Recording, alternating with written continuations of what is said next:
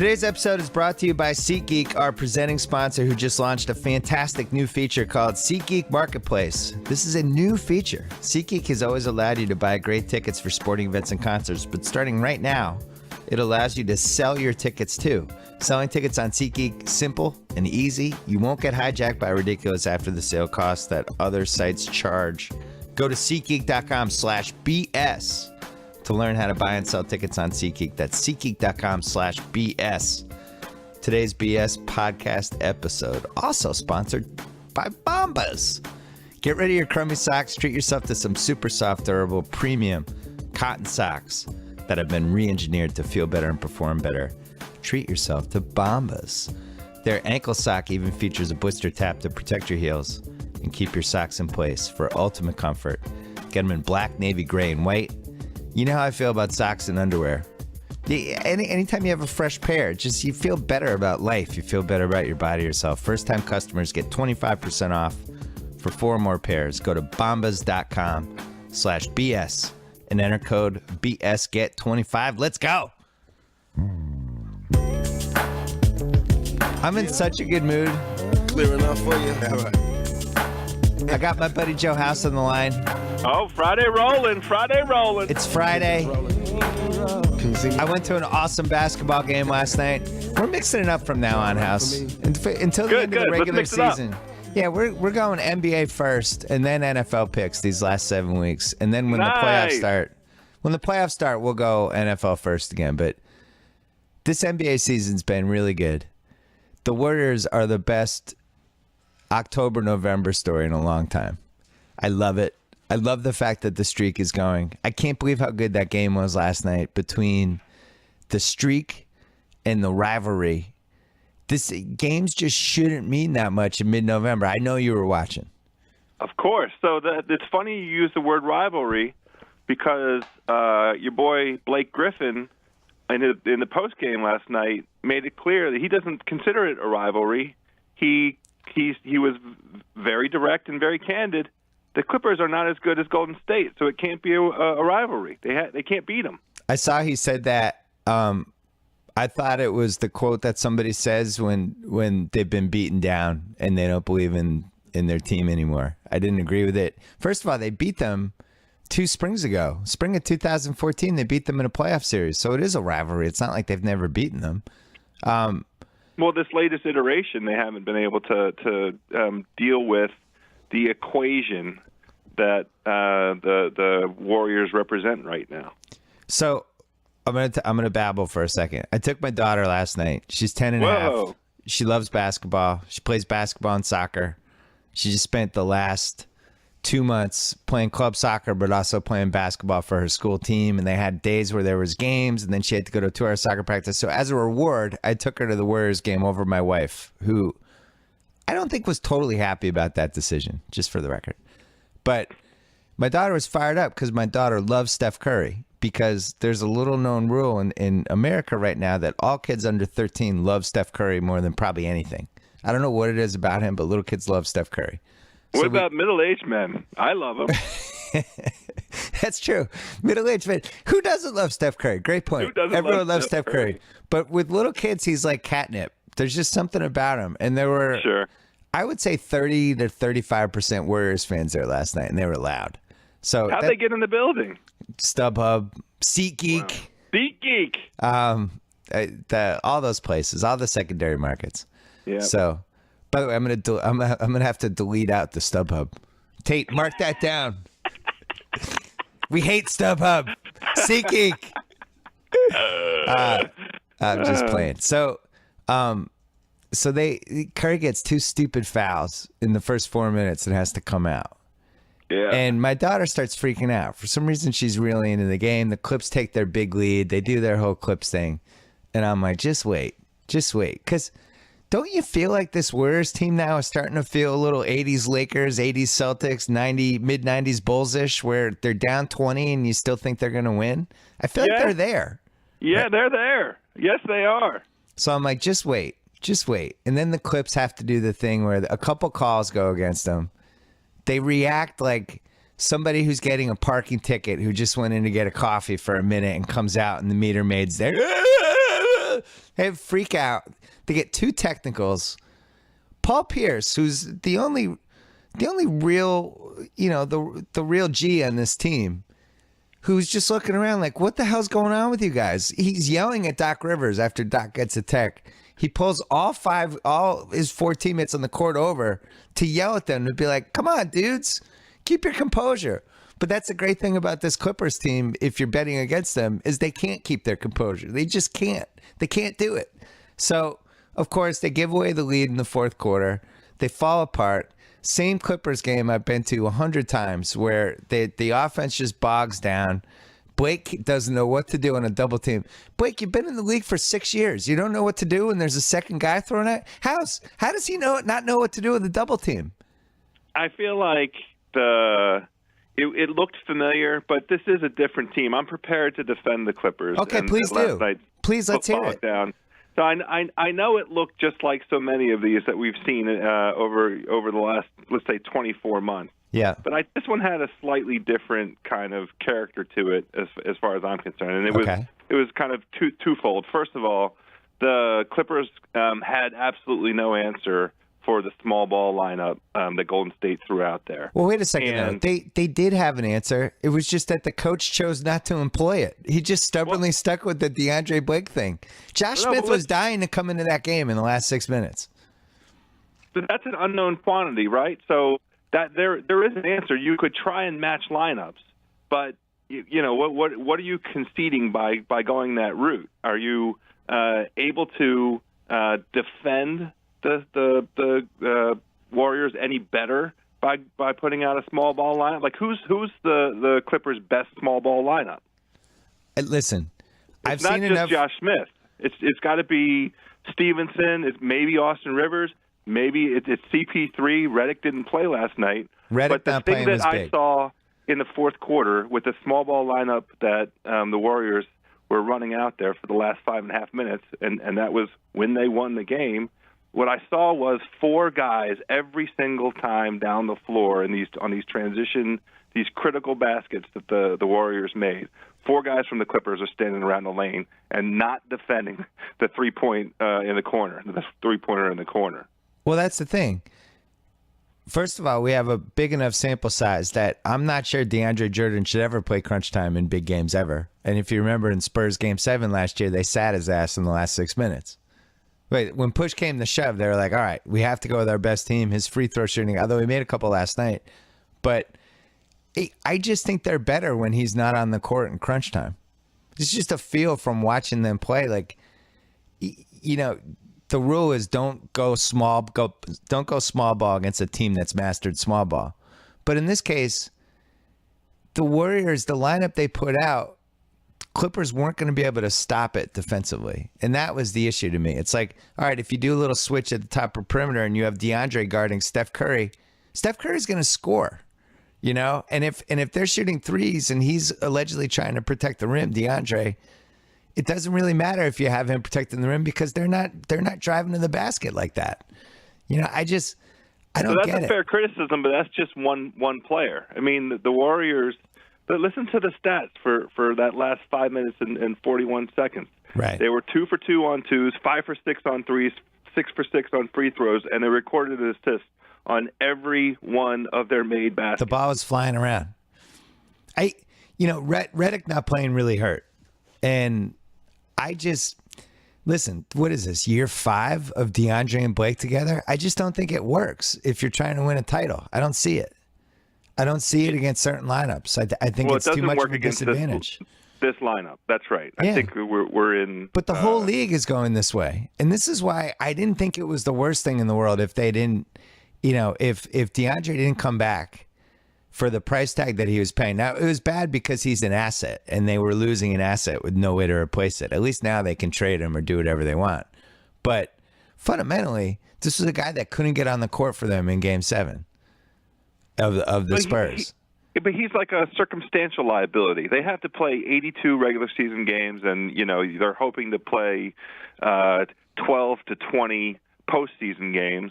And under certain circumstances, he can't be on the floor. But that doesn't diminish his value to the team over the long haul. It diminishes his value if they're not ever going to use him any differently than they did the last 4 years. And that's the part I don't understand. And they did a couple things over the summer that I thought they would then use October, November, December, January to see if they could foster a little bit of a different identity, right? So the Mavs make a big play at DeAndre. They tell him they're going to use him like they used Tyson Chandler and all these other guys over the last few years, where it's like basically you're 14 feet away, you're constantly rolling to the basket on layups and dunks. DeAndre's like, this sounds great. The Clippers don't even use me offensively. This sounds awesome. You guys are actually going to try to make me grow as a player. Somehow changes his mind. The Clips bring him back, and now they're using him exactly like they used him before. And they haven't tried to grow him at all. And you have somebody like Lance Stevenson on the bench. Either he's a basketball player or he's not. But if you're not trying to find out in October or November over Austin Rivers, then just waive him or trade him or do whatever. So how does he not play over Austin Rivers? What are you doing? Concerning and confounding thing. You just made exactly the point. It's October. Now is the time to be finding out about these rotations and so forth. If you're going to lose to the Warriors in this way, and it's a tough loss, right? You're up by 23. It's a terrible loss. And you know the onslaught is coming. You're at home. You're trying to break a streak. It's kind of a statement game, which is really weird for a mid-November game. But October and November is also the time to experiment, and they have all these new assets, some of whom have some genuine playoff chops. Like Lance Stevenson has played in meaningful playoff games. Josh Smith saved Houston last year against this very same Clippers team. Those guys maybe need to see the floor in crunch time, just so you get a feel for what you've got with this new iteration of the Clippers. Trotting out the same old, and watching the same result befall your team is unsatisfactory. I give them a U for last night. If I'm a Warriors fan, I don't want to see Josh Smith in the last 6 minutes of that game. Because Josh, he started out terrible, and I think he might have been nervous or whatever. It just couldn't figure out how to fit in. But then there was a point in that game where he started to look like Josh Smith in the Rockets Clip series last year when he really got going. And just his athleticism and his size, I want to see him and Blake playing together in crunch time of a Clips game again, in a big game, in a big moment, just to see what it looks like. I know what Blake and DeAndre look like, but, there were so many little things that happened in the Clips in that game that, I was there. I'm in the same section with a bunch of season ticket holders, and listening to the reactions they have, it's like Groundhog Day. Yeah. Austin Rivers isn't a point guard. You can't have him as your backup point guard. The guy doesn't pass. He doesn't try to create for other players. You're playing a shooting guard as the backup point guard. They lost Barnes, who was up and down for them, but when you watch a game like last night, like Pierce might be too old. I think Pierce is at the stage now where he's just kind of the old guy. He's the veteran. Occasionally he'll come in and make a couple threes, but I'm not sure you can have him in games like last night anymore. It's not a knock. He can't keep up with that. He's athletically, he's not the same guy anymore. Yeah, and, that's true. And to have him and Crawford out there, I know Redick was hurt, but that was a game to me where you experiment. Tate and I were talking about this before we recorded. Something about Blake, even though he only played 37 minutes, it's like a hard 37 minutes. He always seems tired at the end of these games. He always seems like he's just completely spent as a player. Yeah, I don't think it's a seems like. I think it's an is. All right, so how do you fix that? Then play him 32 minutes a game. You have Josh Smith. Right. Just play him 16 minutes a half. Like try to get him peaking in the fourth quarter. He never peaks in the fourth quarter. He's always dead. I thought Doc got totally outcoached in that game. Luke Walton was the other coach. It's unfair to say that he got outcoached. He did. The Warriors are always at this moment with their as they're currently constituted. They're a very, very bad matchup for the Clippers if the Clippers insist on trotting out the guys that came out in the fourth quarter. Yeah. The Clippers might be a different team as the season progresses and as Doc finds rotations that he likes and experiments and finds things that work. But the Clippers can't beat the Warriors as the Warriors are currently constituted. When the Warriors put out that Steph Curry, Klay Thompson, Iggy, H. Barnes, Draymond lineup, the Clippers have no answer for that. When the Dubs run that lineup out, and the great John Schumann, the stats guy at NBA.com, had a very nice piece this morning about how efficient and devastating that particular lineup is for the Warriors, and how no team in the league has any kind of answer for it. And I like this comparison he made. He compared him to the Mariano Rivera. That's their closer lineup, and it gets the job done. Well, and the biggest difference is H. Barnes went to another level. And I know his stats have been up and down. I know the stats don't totally reflect it, but I thought he disappeared a lot the last couple seasons because he was a young player. That game yesterday, they really needed him. Barkley said it after. I watched the post-game show when I got home. And Barnes, Iguodala, and Draymond Green were the reasons they won that game because they kept them in the game when Steph was in foul trouble. He couldn't get in the groove. He wasn't going. Chris Paul had the all-time eye of the tiger in that first quarter. Oh, my. Because Jay-Z was there. I was telling, I was talking to my daughter about it, and I was saying, these guys are going to be good tonight because Jay-Z's there. And she's like, I don't understand. Why does it matter if Jay-Z's there? And I was like, well, you know how huge Jay-Z is. These guys all idolize Jay-Z. And they're like, yeah, but they're all, and she's like, yeah, but they're all famous too. Why does it matter? And I was like, Zoe, if Jay-Z came to your soccer game this weekend, would you play harder? And she's like, oh yeah, I'd be crazy. And I was like, yeah, that's how these guys feel. Jay-Z's at their game. They're excited. So Chris came out and played probably the best quarter of his entire life. I think it was 7 for 7. I don't think it was just Jay-Z though. No, it was TNT. It was, it's the moment. They're trying to stop a streak. I mean, he's a player. He's a prideful player. Well, it was awesome. It was a forgot about Dre moment. I mean, he came out and was totally like, hey, y'all forgot about me. Here's what I can do. It was a forgot about Dre crossed with, I'm tired of hearing how great Stephen Curry is. Watch this. Yes, it was. Yes, it was. And he fouled Steph Curry in that game, I'm going to say 230 times. It's the only way you can keep up with him at this point. He treated him the same way when you watch defensive backs from the 1970s defending receivers. He was he was so handsy. It was unbelievable. It was like me sophomore year at Holy Cross.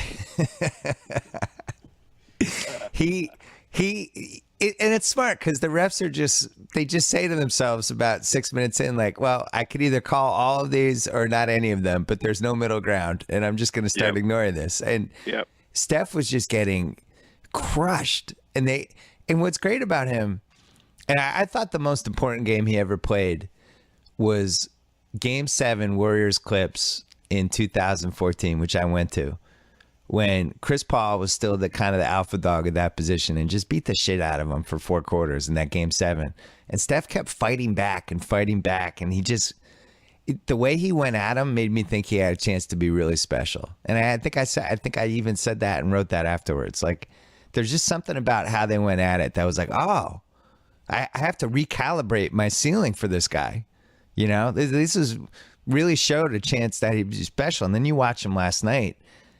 He's entering this Bird Jordan kind of level of confidence on the road that I hate throwing the hyperbole out, but it really isn't any different than what we watched from Bird 30 years ago, where he's just like, I'm on the road.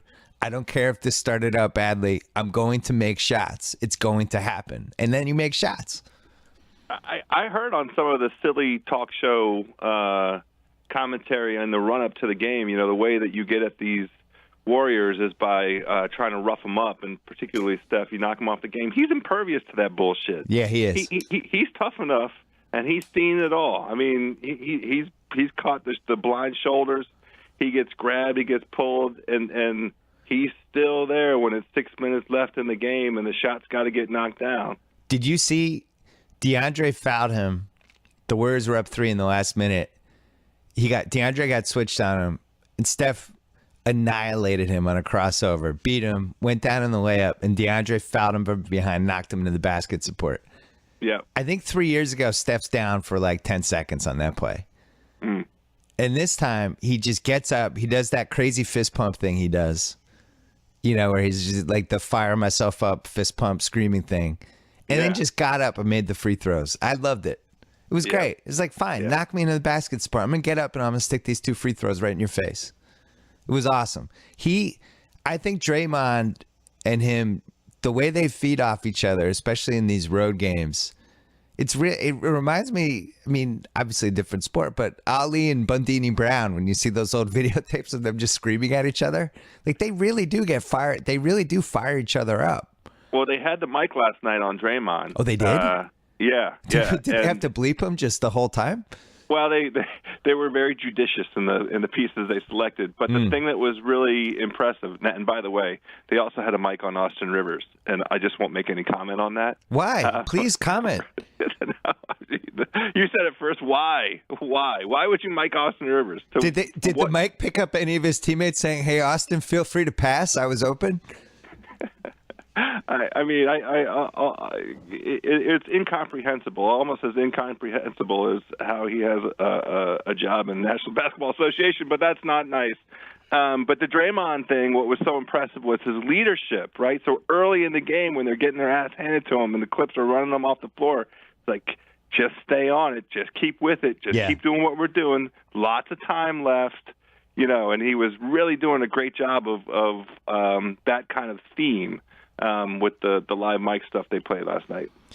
Draymond is an interesting guy because he always carried himself like he was super important. I remember the first year I did Countdown, and he was a lousy 3-point shooter his first year. And I remember saying on one of our shows about how these guys, they need more people to step up. Like these guys are shooting threes that can't make them, like Draymond Green. I said something that disparaged his 3-point shooting. And he made a couple in a game within the next week and then tweeted at me. And he was pissed off about it. And then I heard through the grapevine that he was mad about it. And then Jalen heard he was mad at our whole show. And I'm like, this guy's a rookie. What the? But that's who he is. And then the next year he's making more of them. And he's still, and then I saw him. He wasn't friendly to me. And it was like, I love that stuff. That guy, him and Westbrook, they carry themselves the same way. It's just giant chip on their shoulder. He's still mad that he got picked in the second round. It's probably the greatest thing that could have happened to him, right? Absolutely. He's constantly trying to prove that he's not a second round pick. But you watched, when I went back and watched the last 3 minutes again, they showed Draymond on the court. All the other guys walk off. Steph Curry goes to do his Rachel Nichols interview. And Draymond's like the president of a record company. He's going down the courtside, shaking hands with Jay-Z and Floyd, all these other guys, saying goodbye, thanking for everybody for coming. He's just strutting around like he's a politician. He's working the people. Well, he's a politician / carries himself like the biggest hip hop artist in America. He's got that kind of swagger to him, which I love. And I think they feed off it. He's a leader. He really is a leader. The emotional, the rightly channeled emotion, and that's what's the brilliance of Kerr. Last year, they found in each other exactly the right way to communicate, and Kerr has taken all that energy and emotion that Draymond, possesses naturally, and directed it in a way that's so positive for the team, and it's the confidence for Draymond has been, paid off, tenfold, 20-fold. And then the re-signing of him to the extension, the max extension. He deserved it. He deserved it. And he's now probably the leader of the team, right? I mean, him and Iggy. Iggy's the I think Steph's up there, too. Counsel. I was watching Steph's in there, too, because I was watching their bench. I'm not demeaning Steph. But. Yeah.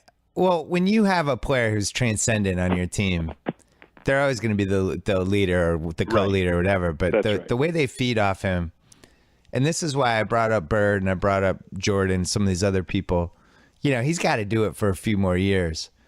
But he has something that I'm not even sure LeBron totally had, where his teammates are just waiting for him to take over. LeBron is such an unselfish player.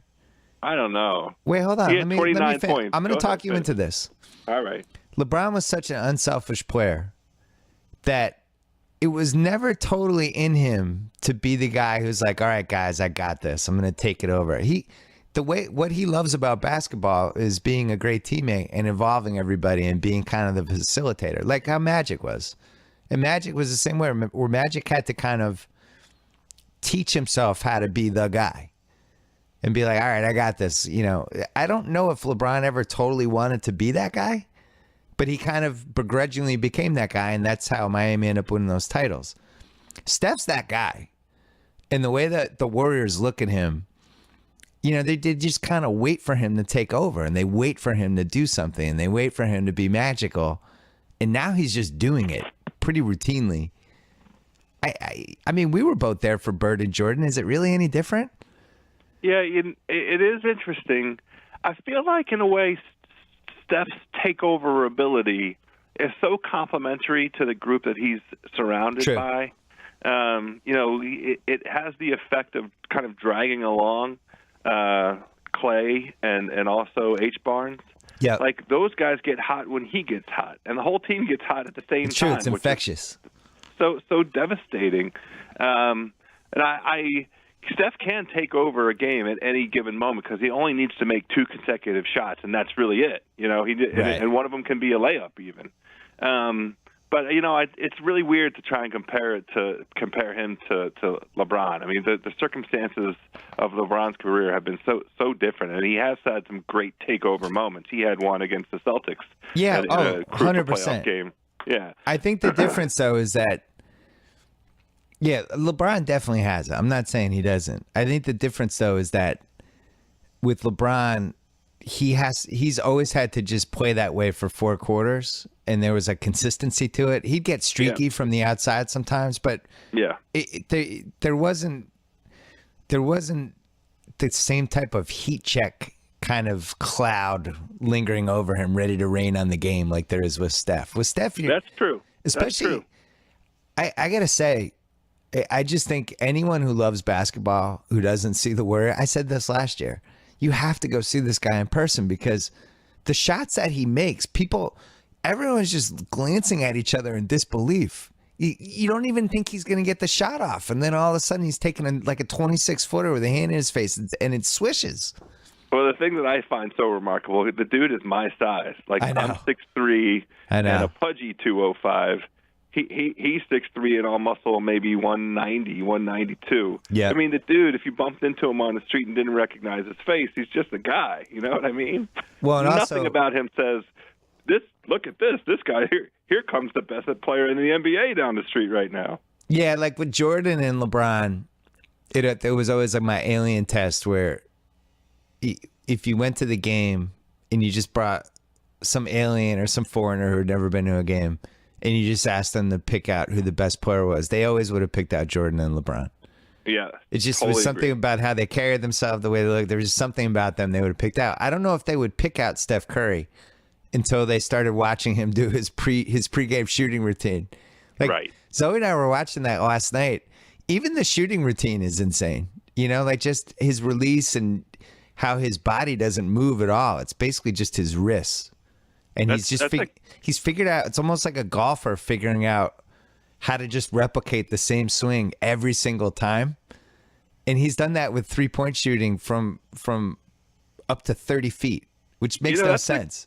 That's a great point. The opposing team should be marketing this. Please come to the game 45 minutes early so you can watch Steph Curry go through his pregame shooting. It's amazing. That's as good as anything you're going to see in the first 2 quarters of the game. And then the other thing that I think he's really improved, and I'd love to, hey, people out there who report on this stuff, I'd love to read a piece on this. How has he improved his runner game? Because I remember a few years ago there was a story about how he improved like the Steve Nash shooting off different feet type of stuff. But now there's a whole other level of, he has this lefty bank runner now that nobody in the league has, FYI.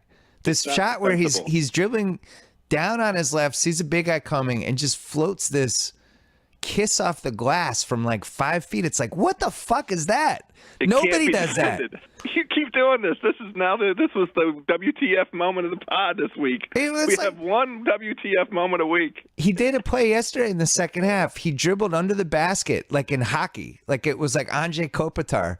He went under the basket, brought the guys with him, and then curled around like he was going to shoot a wrist shot. Only it was a running floater. It's a nice trick. And guess what my reaction was? What the fuck was that? Nobody does that. It's like all the stuff Steve Nash was doing in the mid 2000s at a way higher level of artistry, and I thought Nash was like too many ways. I mean, come on, remember Steve? All right, Nash? yeah, no, I'm sorry. You just described was a very Nashy play. I love Steve Nash. Had that play. You know the other thing with Curry that's incredible is how hard he plays on D now. Well, speaking of infectious, he fights through every screen now, like all of them, and his footwork is like, I would say he's an above average defender, and he's actually a really sneaky good rebounder now too. This has turned into a Steph Curry jack-off fest. I'm sorry. I know. We did one last week too. We have to take it down a notch. But a whole nother week of validation for all of the up and down stroking. Well, I'll tell you this much: if you're making a list of just guys who can just murder a crowd that I've seen in the last 30 years. Like Bird could do it. Jordan could do it. Magic got to that point in the late 80s, although it wasn't totally what he was about. LeBron, obviously. Kobe, no question. Dwayne Wade for a little while there, absolutely. T-Mac, I think he has to be included. I'm sure I'm leaving 2-3 guys out. Yeah. But Steph's way up there. Like when Steph makes one of those 28-footers and it feels like he's going to get going, like you can actually the other team gets messed up by it. You can see it. With good reason. Yeah, they're like, oh shit. It's now what do we do? Right, because you know it's coming. It's the best. I'm just so excited that we have a team like this. Like they were real stakes last night, and to go 13-0 after winning the last 3 final games, there have been 16-game winning streak now. Like champions don't come out of a championship with like angrier and with more to prove. It never happens. This is like the first time it's happened in a long time. Well, they just have to win tonight to tie the record, right? Who are they playing tonight? Bulls. They're playing the Bulls. Oh yeah, in Chicago. That's a good one. Bulls at home. So yeah, they're right. They're back in Golden State. That's right. So my daughter had an awesome time. It was so much fun. It actually, I really feel like it might have been a tipping point for her for going to basketball games. Was she rooting for one team or the other? Oh my gosh, she was rooting for the Warriors. Like her hands were all sweaty. She loved Steph Curry. She was all. I had to keep hitting her not to clap. I was like slapping her shoulder. Come on. She was all in. She was so happy, and I kept telling her like, "Don't worry, they're gonna make a run. Just wait, just wait." Even when they're down 10 with 6 minutes, I was just wait. It's gonna happen, and then it happened. Anyway, congratulations to the Warriors fans because I think there's been only a couple special teams in the last 30 years, and I really do think this particular team has a chance to be special. Well, the most important thing to me is continued good health. Luke Walton continuing to manage minutes properly. Luke Walton was good in that game. Yeah. I mean, it's tough to be bad when you have all those assets and on the collective confidence of that team. I mean, their swag is like an 11 out of, it's not even 11. It's a 15 out of 10 right now. Right? Well, the one thing I will say with him that I'm not sure a lot of guys could have had is he's calm. And sure, we were talking about it on the way home, and we were talking about like lessons to learn from that game, like for when she plays sports. And I was just, the main thing I want you to take away from that game is how calm that team stayed, even though they're down 20. It was just nobody was freaking out. Nobody was making faces. Nobody's shoulders were slumped. They knew they were going to make a run. They were just ready. They kept their composure. There was one moment, like after Doc got a tech, Curry walked away and just had real disdain for the Clips. You could see it. Like he's just shaking his head. He walked away, he was just shaking his head like, these guys are crazy. It was one of those things. It's like, why do these guys, you could see him thinking like, why do these guys waste energy worrying about this shit? But you could just tell he loved it because it was great for him because it was going to help him win. I looked up the Austin. Go ahead. Well, I was going to say that with your daughter, did that resonate? The 100%. Cool and collected. Okay. She played a school game on Wednesday, and it was one of those gyms with the low ceiling and the weird, and she couldn't figure out how to shoot, and she shot a couple air balls early, Yeah. And it got in her head. You could see it. Yeah. And then at halftime, she came over and we're like, hey, relax. You're going to make one. It's going to be fine. But you forget, when anyone who's played basketball knows this. When it falls apart on a basketball court, it's about as naked as you can feel, right? Because then you're open again. It's like, oh, shit, I can't remember how to shoot. And I'm feeling lost. Yeah, I'm lost. I'm in my own head. I can't remember how to shoot. And then you make one and you're fine. Yeah, exactly. And so I was like, you're going to make one. It's going to be fine. But you saw with the Warriors last night, like the composure the whole time. That's something the Celtics used to have. That was what my favorite quality of those Bird Celtic teams was. They'd be down 20, teams. They were fine. All those great teams. That's why they belong in the same breath. You were saying something about looking up Austin Rivers. He's playing 26 minutes a game, and he's averaging 1.1 assists, which has to be a record for a point guard. 1.1 assists. Feel free to create a shot for your teammates, Austin. All right, let's talk football. Okay. Yeah. Did we masturbate the Curry and the Warriors enough there? Is there anything left? You finished. I know you did. Did we I'm gonna have a cigarette. Good. You just relax. We'll talk a little NFL. That was great. Thanks, guys. Can I get you a drink? All right, NFL. Let's just talk about the games that we actually picked. Okay. You, as usual, you cheated with the lines. So no, I just put the lines from the Westgate Super Contest. I do the same thing every week. They always help you somehow. So I don't see how that's true. The one game, Go ahead. The one game neither of us picked, I just wanted to mention quickly, the Pats, Monday night, giving 7.5 to the Bills. And my instinct would be to take the points with the Bills. Yeah. And to say, their defense, they'll be fired up, they can run the ball. Just want to point out to people, I think the Pats are going to win. I think they're going to win handily. I'm worried about the cheap touchdown at the end, which is the only reason why I didn't pick it. The Pats have their offensive line again for this game. I just want to remind people of that. There's a crazy Tom Brady angle. He's like 70% at home when they're favored in this range. I love the Patriots in like a 2-score, 3-score victory. Listen, They're not one of my teams, but I could promise you I'm teasing them. Yes. I can just promise you that's going to happen. What a tease. All right, so you have the Cardinals at home laying 5.5 to the Bengals. Who do you have? Well, look, before we get going with this, I just want to take a very quick step back because something weird happened last night, and I'm not sure exactly what to make of it. I want you to help me. So last night I sent you and Sal a note saying, well, I'm trying to find a reason to care about this game. There's a prop out there that I'm going to step in on a little bit. It was a prop that was a combination of a Marcus Mariota rushing touchdown plus a straight-up win by Tennessee that was paying out at 13-1. And the reason it was paying out, I think, that high in the first place is because Mariota hadn't had a rushing touchdown this season. Right. And also, they were the underdogs. You can imagine the great pleasure I took in the first half, Mariota with his first rushing touchdown of the season. But I was not so over the top about it that I thought, this prop's going to hit. I'm guaranteed the money. I didn't go out and start buying Christmas presents with the money already. And lo and behold, game goes on. Tennessee has 15 different opportunities to close it out and don't do so. They kick a punt, a low liner. The guy brings it all the way back to the 5-yard line, blah, blah, blah. The game was as terrible to watch as this long story is turning out to be.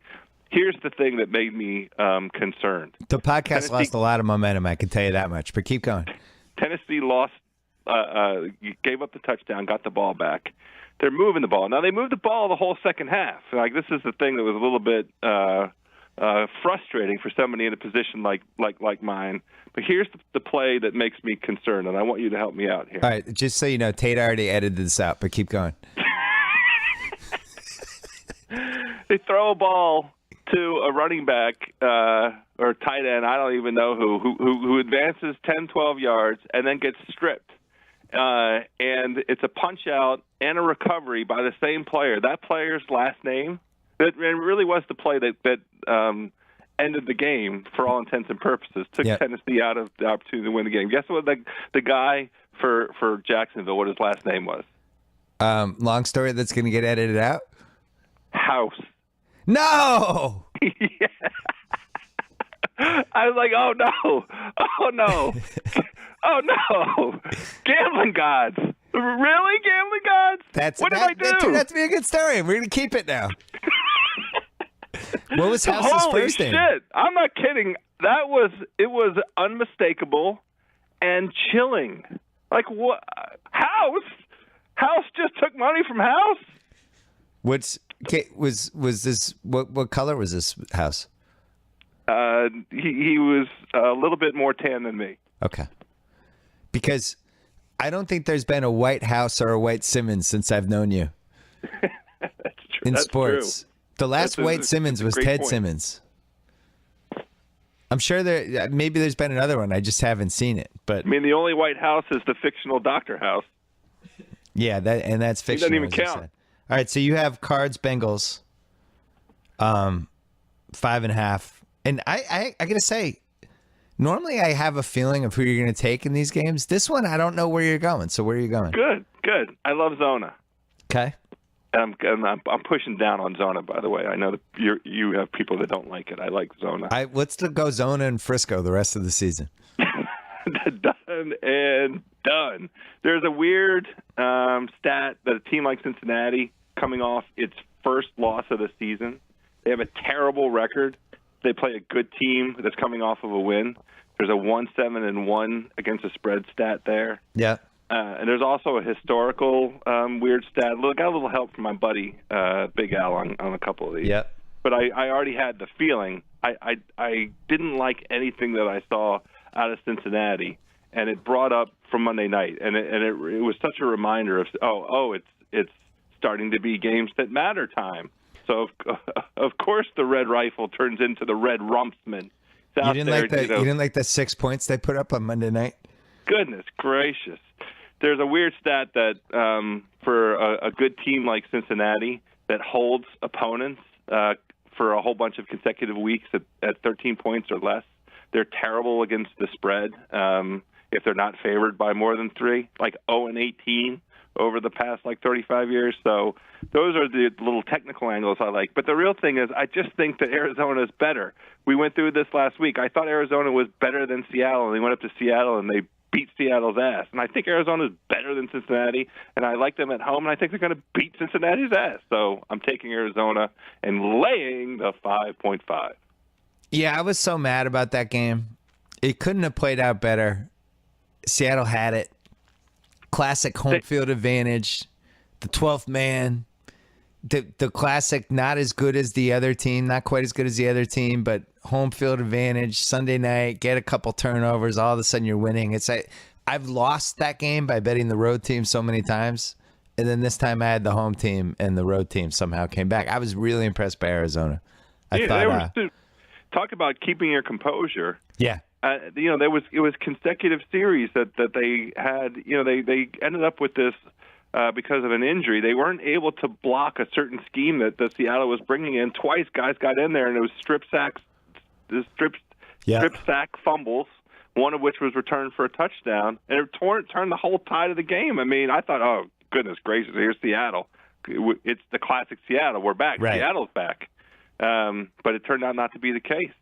The Legion of Boom. I went to the funeral for them on Wednesday. It was great. Some people said some nice words about Richard Sherman, Earl Thomas, Camp Chancellor. It was good. It was good. A lot of respect paid to a very good secondary from 2011 to 2014. Hey, House. Casper Mattresses. You know what they do, House? All they do is produce obsessively engineered American-made mattresses at a shockingly fair price. I think I've asked you this. How many hours do you sleep? I'm kind of a 7-hour guy. All right, so that's 30% of your life. Yes. So why not get a good mattress? Casper brings together two comfy technologies together. I said together twice. For better nights and brighter days. Latex foam and memory foam. So they have the right sink and the right bounce, no matter how you sleep. Even better, they have a risk-free trial and a return policy. They'll deliver it straight to you. You can try it for 100 days. If you're not happy, they'll pick it back up. They actually sent one to the Simmons fam. And we put it in my son's room, and he loves it. Oh. And he's still... I lied the last time I did this ad. I said he was less grouchy in the morning. He's still a grouch. There's nothing going to save that. But I do think he's sleeping better. I have a shoulder problem. I might have to try one of these on a risk-free basis. Well, it's awesome. They mail it to you. They mail it to you, and you think like somebody mailed you a dead body, and you open it up, and it's like this mattress pops out. It's great. Oh, that's exciting. $500 for a twin-size mattress, $950 for a king-size mattress. Comparing that to industry averages, an outstanding price point. You can get shockingly fair. I know. And you can get $50 off right now toward any mattress purchase. Just go to Casper.com/BS and use code BS. Terms and conditions apply. Casper mattresses. Check it out. All right. I'm going to make a pick here. Go ahead. Raiders-Lions. Raiders laying 1.5 to the shitty Lions. Yes, I called them the shitty Lions. I still believe in the Raiders. I just think they lost to a really good Minnesota team. I made the mistake of not believing enough in Minnesota. Minnesota, as Schatz pointed out in his DVOA ratings in Football Outsiders this week, Minnesota's just having one of those seasons. Their fumble luck's incredible. They tackle really well. They haven't had mistakes come back and haunt them. They've had a couple late comebacks. Like, it's just one of those seasons. It's a freight train. Can't stop it. So, I'm gonna segue right off of that and very, very quickly insert my Minnesota Green Bay pick. Go ahead, do it. Look, Teddy Bridgewater, 17-4. So let me repeat that: 17-4 against the spread as a starter in the National Football League. 12-1 against the spread as a starter in the NFL. In games where the Vikings are seeking revenge, they are seeking revenge. I love Minnesota. Only one. I mean, it's disrespectful. The discount double check is a discount double check disgrace. I'm not sure what Green Bay does well anymore. Their wide receivers can't get open. They can't run the ball. Now, I know they got guys coming back from injury, but I love Minnesota in this position. I know I interrupted and derailed, but I wanted to get in my own Minnesota plug because I had that game. Go ahead and talk about the Oakland-Detroit game. Well, first of all, that line is a pick'em now. As usual, you cheated.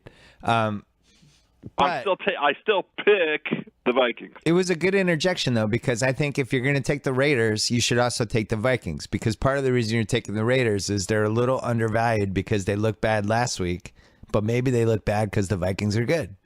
So I would take both of them. I didn't pick the Vikings as one of my 5 picks only because it's weird, man. I'm still afraid of Rodgers. Like, he doesn't have a single receiver who can get open anymore. I don't think their defense is that good. Not sure they're that well coached. I'm still afraid of them. And this is, if you lose this game, throw the division away. You're in a 3-game losing streak. You haven't really looked that good all year. If you lose this game, this is a signed, sealed confession that you're not good at football this season. That you might make the playoffs, but yeah. They're on a 3-game losing streak right now. It would be a 4-game losing streak if they lose this. Last week was the do or die. Yeah. They lost to Denver, Carolina, and Detroit all in succession. You're right. That's a great point, and I'm fining myself $50. So they haven't won since week 6. They're not good. I mean, last week was the game. That was the one you come out and reassert yourself. You say, look, we own Detroit at home. Detroit never comes into Lambeau and does anything meaningful. We're gonna right our ship right here on Detroit's dime. And Detroit is arguably the worst team in the NFL. So who better to get healthy against? And they laid a big, fat, stinky, stink bomb turd is what they did. And I'm angry at them for it. And the other thing they did was they gave Peyton Manning the last great moment of his sports career. With his Sunday night game. No, it was like his last good moment before he went 5 for 20 with 4 picks. Do you know he has 17 interceptions right now? He's going to end this season with 17 interceptions. He's got 9 TDs and 17 interceptions. Here's the thing. I think he comes back. I don't think he ends the season that way. Oh, I do. Whoa. Yeah, I think he's QBing in 3 weeks. So he's gonna end the season with 20-some interceptions. Yeah, potentially. Anyway, So that leads to our next pick, Bears-Broncos. We both have this one. Bears getting a point at home against Brock Osweiler. Brooke Ostweiler. That would be a really Brock funny. Osweiler? You could play this game for, 72 hours, stopping people on the street and asking them if they knew who Brock Osweiler is. Brock Osweiler. How many do you think? Like, if you stopped 5,000 people on the street, how many of those 5,000 would be able to tell you who Brock Osweiler is?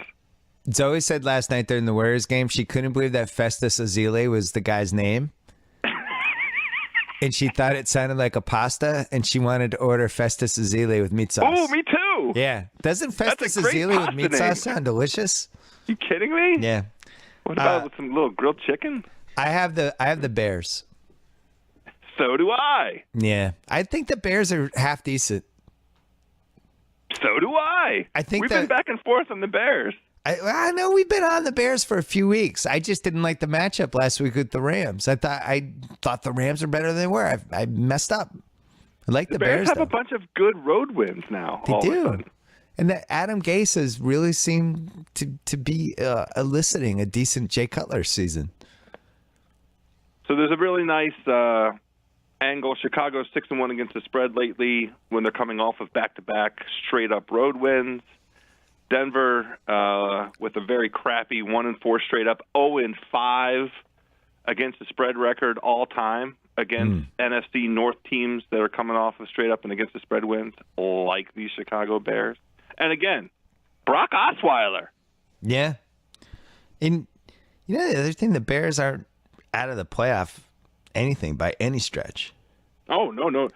It's somebody that I hold in high esteem, I don't remember who, observed that they in their view, the Bears were the best of the 4 and 5 teams, the best of those looking and looking at the wild card opportunity in front of them. The stat nerds. I don't have an argument against it. The stat nerds would say that Seattle is the best 4 and 5 team. Okay. That their DVOA. They should stop somebody in the fourth quarter to prove that out. Well, and they should stop one team in the fourth quarter.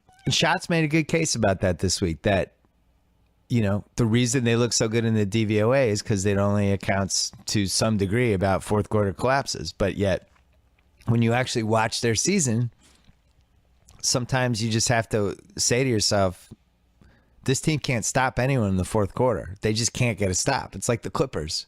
I'm sure the Clippers look good with advanced metrics, but if I'm watching them with a 9-point lead in the fourth quarter, I feel like they're going to blow it. So, I don't mind this Bears team. So if they win this one, they're 5-5, and they're at Green Bay on Thanksgiving.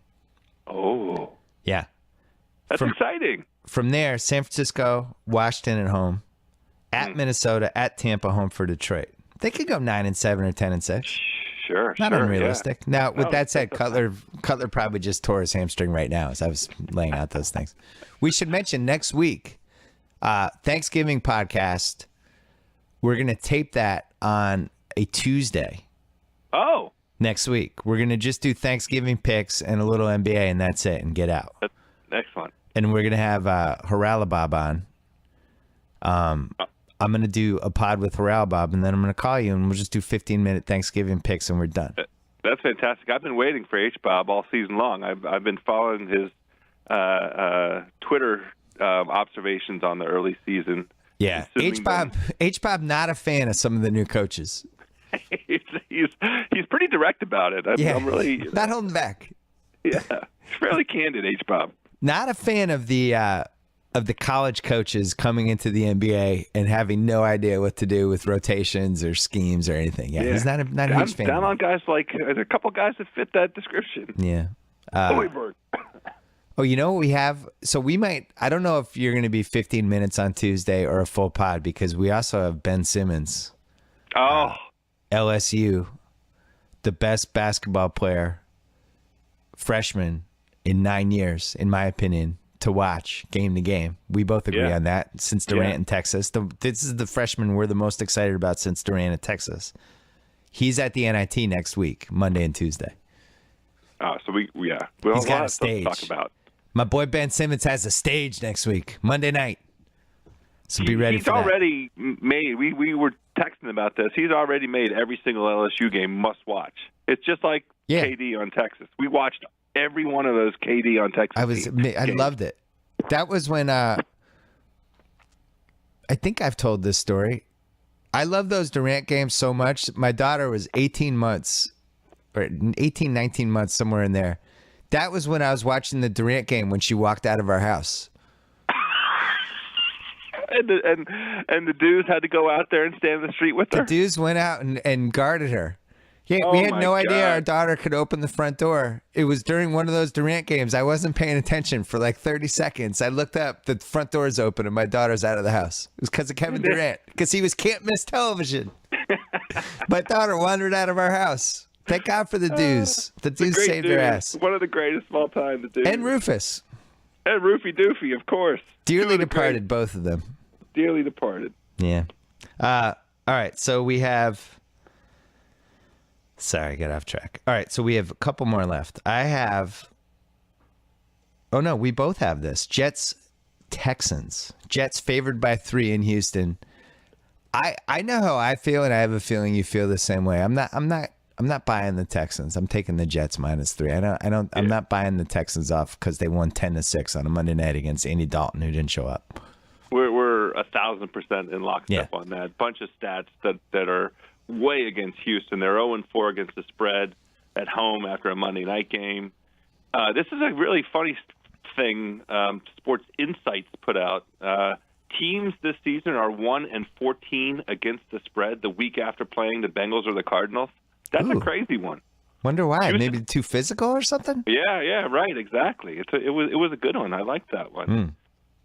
Teams like Houston, who beat an undefeated team the week previously, 3-12 against the spread when they play a team like the Jets, who were favored but lost anyway. So, bunch of angles against Houston. And by the way, Houston sucks. I still hate Houston. Yeah, I was gonna say you should have a stat when you have a legitimately shitty quarterback situation against a good defense that loves to blitz bad quarterbacks. Teams are 100-0. That's a good angle. Yeah, I would play that angle. This is just the Jets defense winning this game by itself. Yeah, I would just hand off 3 times and then make sure my defense was on the field doing stuff. All right, I got one for myself. Go ahead. Chiefs at Chargers. Chiefs favored by 3.5. Look, to me, it's like I don't understand why the home field advantage, quote unquote, gets factored into the San Diego lines. To me, this is like a neutral field game, and so if on a neutral field I'm getting 3.5 points with the Chiefs, I'm just grabbing it. The Chargers are super banged up still. The Chiefs are getting a little frisky. Frisky. They're only 3 losses behind the Broncos. Yeah. But Sal and I talked about did the gym dance. You know, Joe, Sal and I talked about this on Monday's pod, and we were talking about this, and we talked about this. So if they get through this San Diego game, which is Sunday night, from there, home for Buffalo, at Oakland, home for San Diego again, at Baltimore, home for Cleveland and Oakland. If they didn't have Andy Reid as the coach, I would say they were going to run the slate. Are you on that AFC West bet? That I think Sal's on it. I know I'm on it. I invented that bet. Oh, plus 300. We have a nice number on that. You know another bet I invented was the Rockets. The Rockets to win win whatever shitty division the Southwest Division. We have that one for a lot of money, unfortunately. We need this Chiefs one to come through to pay off that awful Rockets bet. I'm so mad that after years of being wary of James Harden and Dwight Howard as the 2 best players on a team with just, who those guys are, that I finally put money in them, and then they did what they did. James Harden quit on McHale. It was just a flat out quitting. You feel like sucker. Like we thought all of last season was rewriting the script. It's a new script. That old crappy B-level Adam Sandler movie that featured those 2 guys doing the same old boneheaded things with flat, corny jokes that didn't make any sense. that script goes in the garbage. We got a new script. These guys are winners. They've faced true adversity and seen it all the way through. They were just a handful of plays away from being really competitive with the Warriors. And then here we go. We start the season, and it's that same old, awful, smells like a rotten egg script. We're so stupid. And I also think that they might genuinely hate playing with James Harden now. I'm just watching the body language of their teammates. Some telling moments in that Boston game. You know I'm the body language doctor. You are self-appointed body language doctor. So there's this. You're the Ben Carson of body language. I am. I'm Ben Carson. I once disarmed a terrorist on an airplane. So you know this new trend now where if the best player on your team gets knocked down, 3 guys rush over to help him up. Yes. Which KG and the Celtics started in 2007. Really, they really mastered it. Yeah, they really. So KG will pick up anybody. Yeah.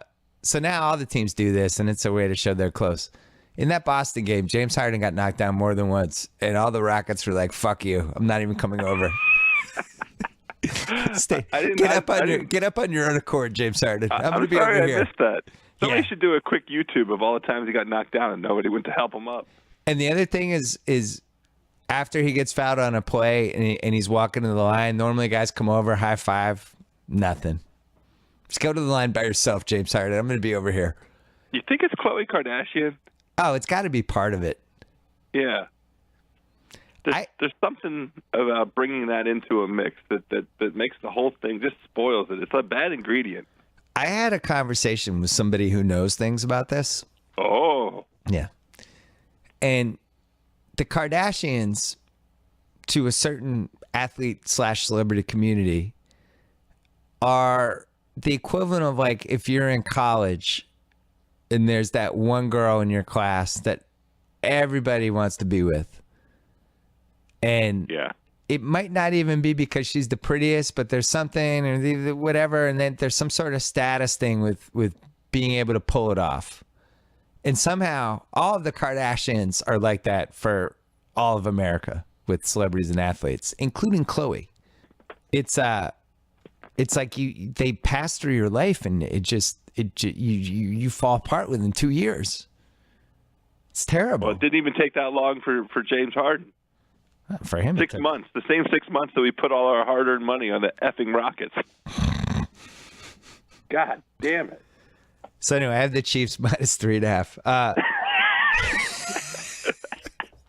Probably editing out most of that monologue. But I stayed away from the game because there's a bunch of angles that like San Diego in this position, but I stayed away because of that home field thing. It's so bizarre how not home that is. So I'm not touching it. But you imagine if you're a Chargers fan right now and all you're reading about is how your team can't decide whether it wants to move to Carson or Inglewood. Who are Chargers fans? I mean, it seems like there might only be 25,000 of them. That's true. They're like hockey fans. It's like how there are, Anaheim Mighty Ducks fans. There's probably 30,000 of them, but 20,000 of them have season tickets. Yes, exactly. I think I've met 5 Anaheim Ducks fans in my 13 years in LA. Yeah. See, now I'm going to be on some message board where people get mad about the Ducks fans. You know what? I don't care. Screw the Ducks. I hate your team.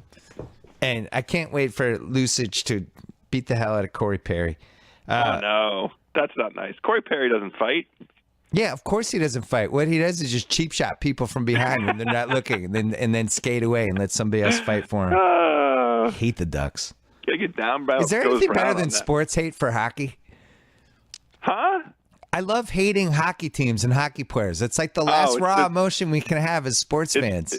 It's so true. It's absolutely because in basketball, football, baseball, everybody gets all sensitive. But in hockey, you can just go to the game and yell terrible things at the players, and it's great. Yeah. Corey Perry. All right, last game. Oh, before we do the last game, House, did you ever build your Squarespace website? You didn't, did you? No.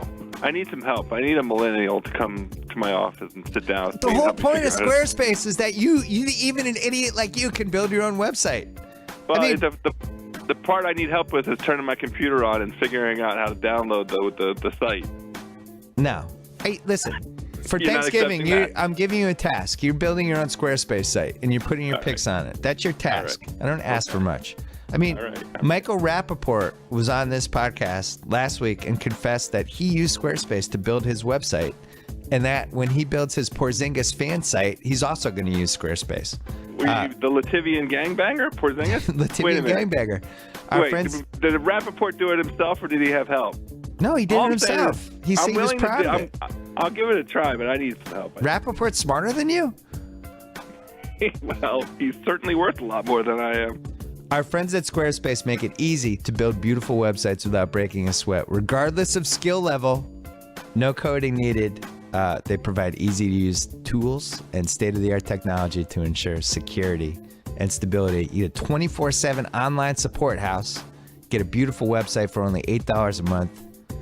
I'm gonna get you one for Christmas. I'm gonna send you Whoa. what's 8 times 12. 96. I'm gonna send you $96 until you get a Squarespace thing. I'm gonna PayPal it to you right when we hang up. You even get a free domain if you buy Squarespace for the year. Start a trial, no credit card required. Squarespace.com. Domain. So that means I get to name the site myself. I opened it up. I'm opening it up right now. Ooh, if you use the offer code BS, you get 10% off your first purchase. So 10%, $96. That's $9.60 in my pocket. I'm gonna send you $87 on PayPal, and you can start your own Squarespace site. It says start now. I'm gonna So start now. Squarespace.com. Use the offer code BS. All right, last game, and then we got to go. This is a long podcast because Yeah. I basically, what Jim Nance did for the Peyton Manning record that never happened, I basically did that for Steph Curry and the Warriors. in You, the first you 30 had a minutes of this pod. Currygasm. It's okay. Last one. Dallas, Miami. Yeah. Pick 'em. We both have this. Yeah. Who do you have? Dallas. Me of too. course. Yeah. I love Dallas. Yeah. Here. All the soft considerations are the best. Tony's back. We're not out of the playoffs yet. The YouTube clip that he put out from Major League was spectacular this Yeah. week. Did you see it? It was Yeah. awesome. And there's a bunch of technical angles also that I will thank my good buddy Big Al for. The one that I like the best, Dallas lately, very nice, 8-1 against the spread on the road against the AFC. Love that little angle. That's a good one. Hey, did Big Al have an angle about that Miami sucks? Miami won last week, by the way. Yeah, I watched it. You know why Can they you won? believe- They won because Philly sucks. Philly does. Philly stinks. They suck. Mark Sanchez with his typical end zone poop sandwich at the end of the What game. college team is Chip Kelly going to be coaching next year? Oh, that's a good question. Wish we could gamble on that. What's funny about Chip Kelly is we have proof over and over again that, like Belichick, you would think everybody would just be like, I'm just going to emulate what Belichick does. And Belichick doesn't have a system. He just goes game to game and tries to figure out what to do. Chip Kelly's like, I have a system. It's going to work. This is what we're doing every week. And then he puts Mark Sanchez in it. He basically built this race car engine and then has Sam Bradford and Mark Sanchez as his quarterbacks. I don't get The it. difference is in talent evaluation. Belichick has a pretty good track record of He does. smelling out guys that are going to fit what he's trying to accomplish, guys that have the flexibility to work the game plan that he's going to have, that he individualizes, customizes for each team that he plays each week, as opposed to Dum Kelly, who thought that he should completely renovate his personnel to fit his own eye of what was going to work best, and they suck. Why would you do the DeMarco Murray contract? That was one of those. It's like, what are you doing? Why are you doing What are you that? doing? How's that make any Belichick sense? wouldn't do this. Don't do this. No smart franchise would do that. They'd already signed Ryan Matthews. Now you're going to overpay DeMarco Murray? Ryan Matthews, who, by the way, is their best running back. Much better fit for what Chip Kelly's trying to do. Yeah. Actually, The most he effective had running it back right. in that system. He had He it did get it right. right. Exactly. He had Matthews. He had Darren Sproles. Why the hell are you paying DeMarco Murray? What are you doing? Dumb. So, I don't think the Dolphins are very good. And they got killed by the Pats. They got beaten pretty severely by the Bills. And they were about to get their asses kicked by the Eagles and then kind of came back. It was a weird game. They did not throw me off their scent. I also have Dallas, and I think Dallas's defense is going to give them trouble in this game. I agree with that. If you blitz Ryan Tannehill, their defense has been dead decent this season. It hasn't been execrable. Yeah. The problem isn't defense. So the Celtics play the Nets twice, Friday and Sunday. Ooh, grudge games. These are now like playoff games because not only are they good for the Celts to win, but also they're force multipliers. Yeah, they're games that they have an exponent attached to them. The Nets look just frisky enough that I'm starting to get worried they're not going to be one of the two worst teams. I think we need to get in the top two with ping pong balls because Philly has just thrown away another season. I went. Big thanks to our NBA buddy. I went to that Philly Spurs game Saturday night. Yes. I have to say, Philly is not that bad. Okay. They're as bad as every statistic suggests. The turnovers are off the chart. They have like pieces. Jeremy Grant is not that bad. He's really interesting athletically. Noel and Okafor on the court at the same time. That's a lot of athletic young fella. I mean, they're two super long guys. They move great. The problem is they just can't score. They can't score. They just can't make baskets. And that's kind of a problem in the NBA. Yeah, I think it's a great learning experience for Okafor and Noel to lose every game and to play with the worst guards in the league. That'll definitely help them get better. Well, there is a design flaw, but I was really surprised by, a lot of credit to Coach Brown. That's what I would say. They play hard and they mostly play the right way. They're just the guard thing is and I know they're missing Tony Roten, but that shouldn't, be. Did you say that ironically? Yes, I did. Missing Tony Roten. I'm fine with the whole throwing away a couple seasons, but you can't also damage the players that you're going to build around for the future. It doesn't help Okafor to be on a team with horrendous perimeter guys. How does that help him? Their plan didn't countenance the possibility that Embiid may never play a game. Because with Embiid, why trade Michael Carter-Williams? Why couldn't he have been on this team? It's still befuddling and befuddles. There's no good explanation for it. The trade was smart in a vacuum if I was on a computer just not dealing with actual human beings, but it's just not good for Michael Carter-Williams not to be on this team, especially like if I'm Okafor, I look at it and I go, well, 2 years from now, they're going to trade me and because they want to have 3 more years of terrible picks.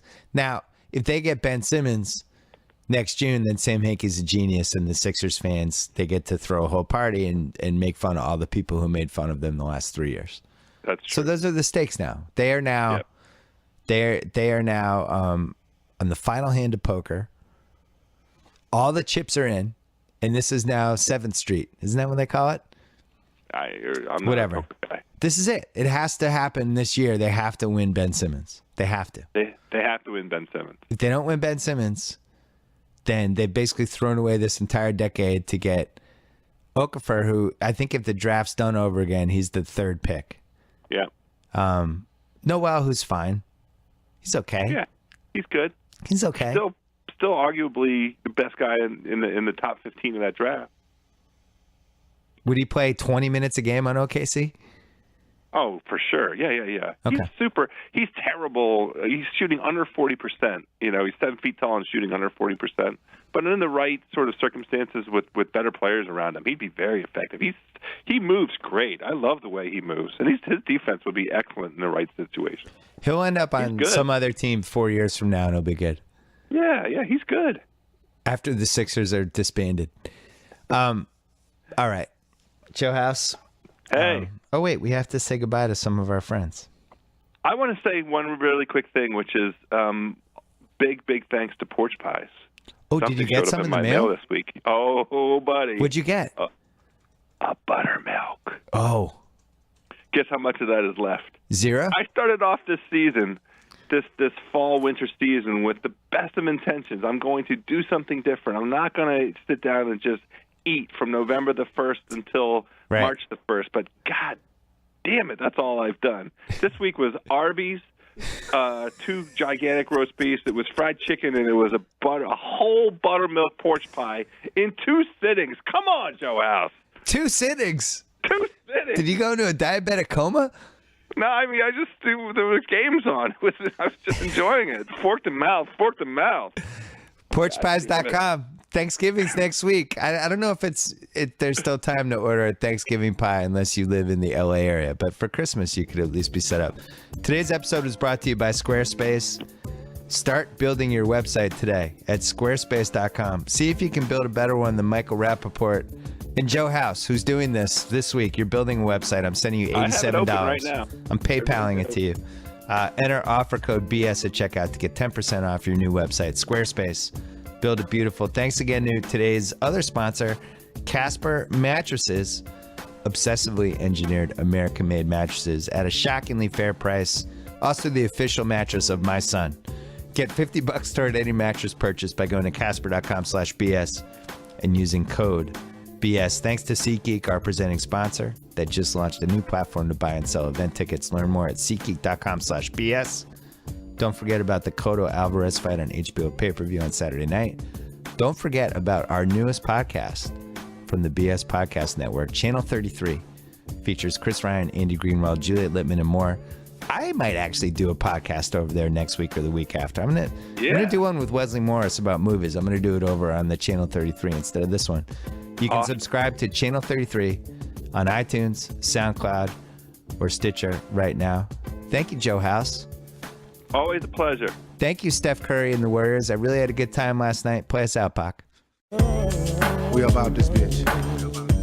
Anytime y'all want to see me again, rewind this track right here. Close your eyes.